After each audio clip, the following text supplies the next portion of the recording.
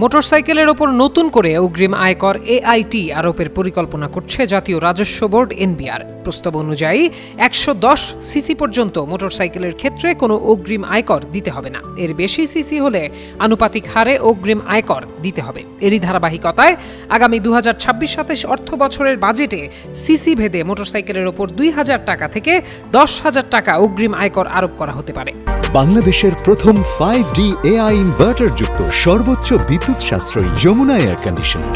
সূত্র থেকে এই তথ্য জানা গেছে। সূত্র আরও জানায়, সিসি ভেদে মোটরসাইকেলের উপর অগ্রিম আয়কর আরোপ করা হতে পারে। ১১০ সিসি পর্যন্ত মোটরসাইকেলের ক্ষেত্রে কোনো অগ্রিম আয়কর দিতে হবে না।